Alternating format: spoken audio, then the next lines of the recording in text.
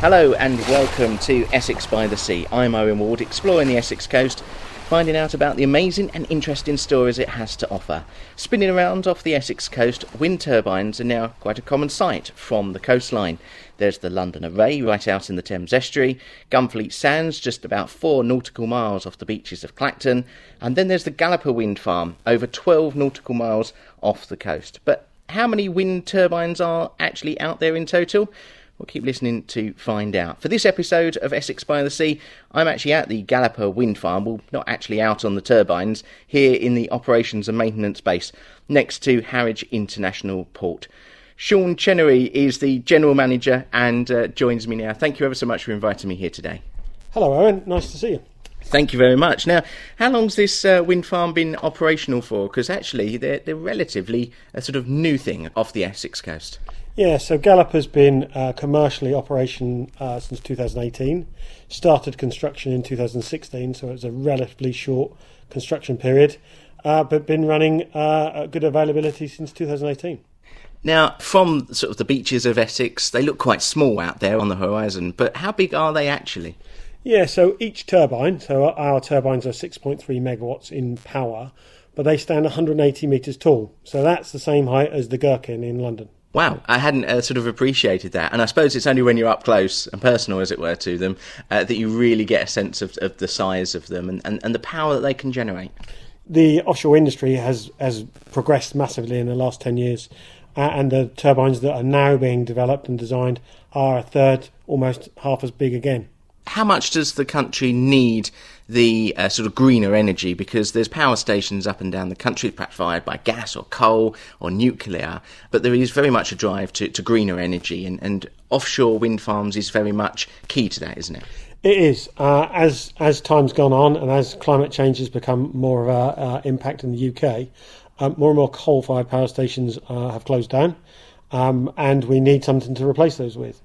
Offshore wind is one of those alternatives to replace coal-fired generation. It's not the only, but it's a really good renewable source, and the cost of installing offshore wind has come down dramatically over the last 10 years. The Galloper Wind Farm, I mean, if you drew a straight line from the coast, I think technically it's closer to Suffolk than Essex, but your base is very much here in Harwich, and it's a very lovely building, and we're in a meeting room with panoramic views across the river. We've got Shotley in front of us, the port of Felixstowe and the large container vessels opposite. I've seen a Stena Line service going out just before we recorded.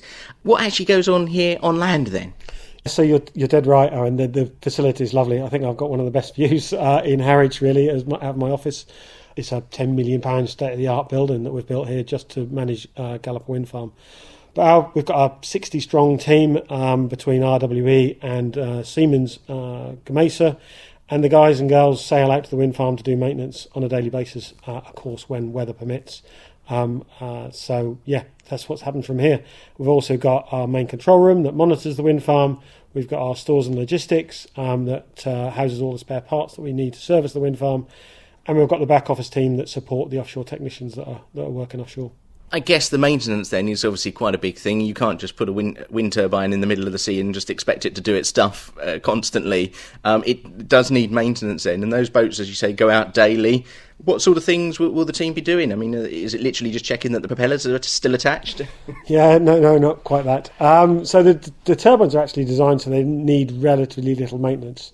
But there's things like statutory inspections where we have to check lifts and ladders every year to make sure that they're safe for the guys and girls to transfer to the turbines. We also had to do maintenance on the turbines themselves. Things like oil pressures, coolant pressures, electrical systems, a bit like servicing your car, to be fair. But that's limited to 2 or 3 days a year. And invariably with any mechanical equipment, you get breakdowns.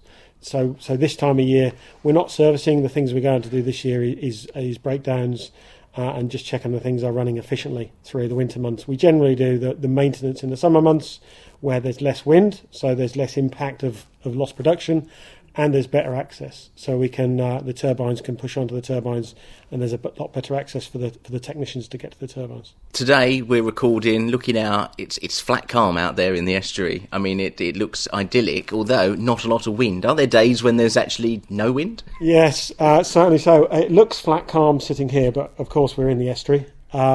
So many days I look out the window and it's flat calm, and the guys get to the turbines and we've got 2-3 metre swells. So it's not all what it looks like when we're looking out the window. But yes, so there's low wind today. Yesterday we had high winds. I think earlier this week, offshore wind attributed to 50% of the UK's power. But there'll be days like today where the wind's dropped off. It's a shift in direction, where there's not so much wind from offshore wind, which is why in the UK we need all sorts of energy, things from nuclear to gas to storage to onshore to offshore wind, hydro. They all play a part in security of supply for the UK, so you can't just have one type of energy source. Does that variation then in essentially the weather conditions then mean that there is huge fluctuations in the amount of electricity that you generate, and is that then compensated by the national grid and picked up by the other sources of energy then? Yeah, that's correct. So we're getting better and better at forecasting wind. So we work with lots of forecasters. We've got 2 or 3 different forecasts, so we can then determine what that is. So it's not like it's changing on the day. We said that we're going to produce 350 megawatts, and then all of a sudden we've got nothing.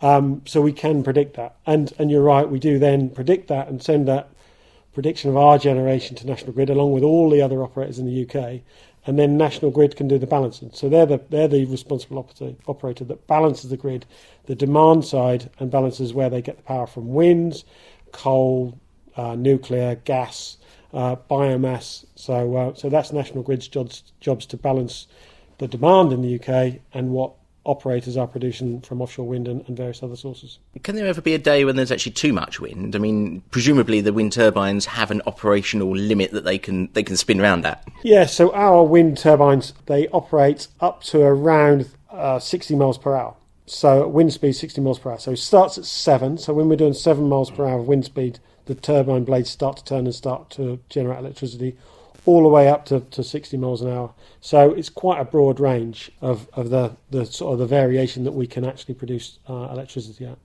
Now, I've read that there's plans to expand the wind farms in sort of the outer Thames Estuary area. Is the Thames Estuary a good place then, therefore, to be generating electricity through sort of wind turbine generation then? Yeah, you're right. We are looking at extensions for Galloper. For specifically, there's a sister site called Thames Estuaries that we're looking to get permission to build that, and that's on the eastern side of Galloper Wind Farm. It's an ideal location. It's relatively shallow water. We get good wind resource, and that's what we're looking at as an operator, as RWS operator. We look at all places in the UK and across the world where you've got water depths that allow you to put a foundation in the water, and also get unhindered wind. So get where the predominant wind's coming from. You don't want things in the way. So basically that's a good location around the UK for offshore wind. So I would have thought perhaps sort of the west coast, off of Wales, off of Cornwall, the times I've been in those places, it's been very windy. I would have thought that's ideal. But actually, is that the conditions not optimal? Because I'm guessing also it's very deep water, whereas here in the estuary you've got shallower and sandbanks that perhaps you can build the turbines on. Yeah, RWE, who's the operator of Galloper Wind Farm, has got 10 operational wind farms in the UK at the moment. It is expanding, so I think we've got somewhere in the region of 7 gigawatts of new wind farms in construction and development. And we operate wind farms off the west coast. So we have already got wind farms close to Anglesey, so at Gwincy Moor, Real Flats, some of our wind farms. We've also got wind farms up the northeast as well, around the Grimsby area. So we do look all around the UK to find those ideal locations, but you're right, it's mainly built on sandbanks because Galloper, for instance, our water depths are between 27 and 36 metres, so roughly the height of the Tower of London. That's how deep the water is that we've got our turbines in. Relatively shallow in the overall grand scheme of things. Now, some people who perhaps are against wind farms claim habitats and wildlife are being damaged. What work is done by a company such as yourselves to try and mitigate that and make sure that it's not harmful to the environment?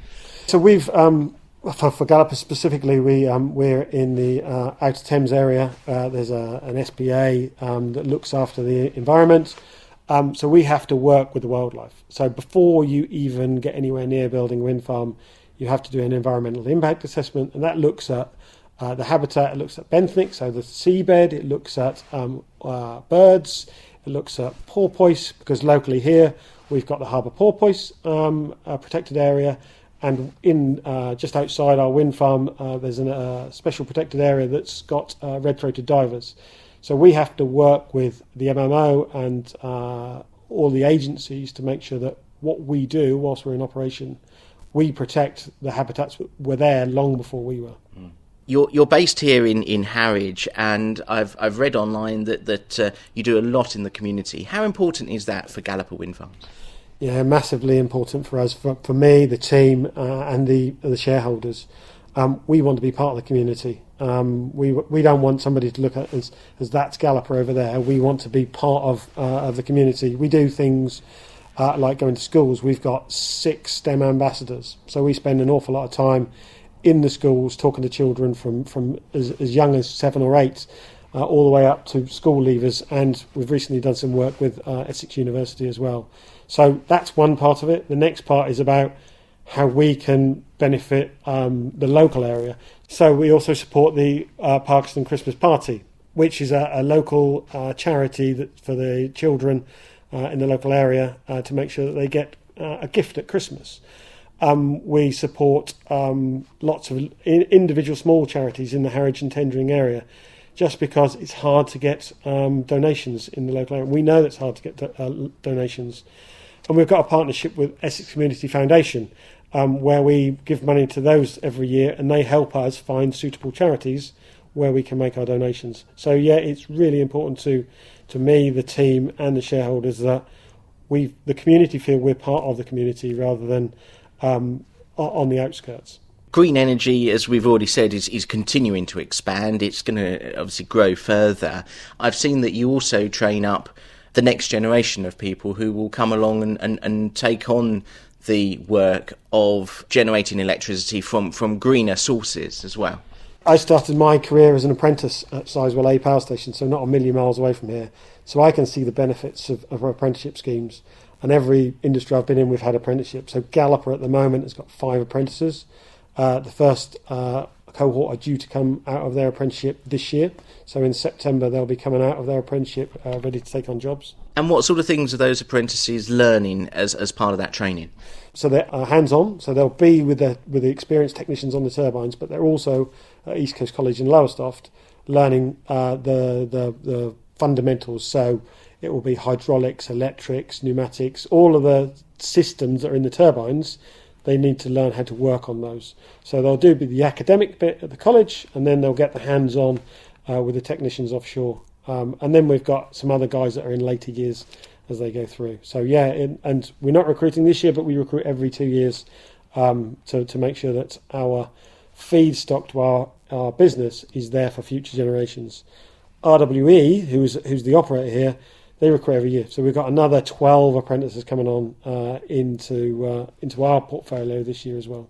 And if you've not got sea legs and perhaps thinking going out on a rough blowy day out to a wind turbine is perhaps not my thing, obviously here this state-of-the-art operations centre, maintenance base as well.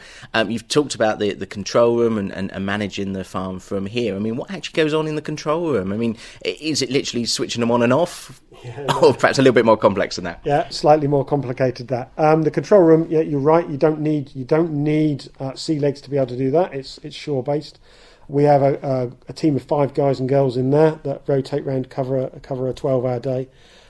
They are safely transferring the plant or the turbines from their normal operational state to a state where the teams that go out can go and work on them safely.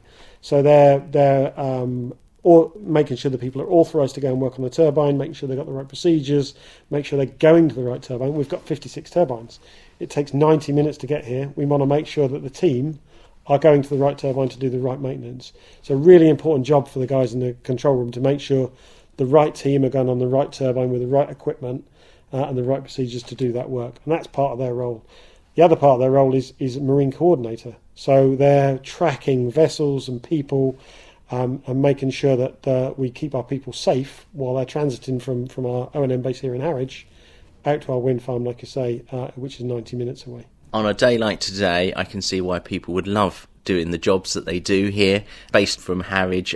Do you get a chance to actually go out and actually up the turbines at any point? I do, not as often as I'd like, to be fair. But yeah, so we encourage the management team here to get off and go and see how things are happening. Go and there's no substitute for having a look at things on the work face. So we do get to go out, and we do take our investors out as well. So our investors invested a lot of money in Harwich Wind Farm, so in Galloper Wind Farm.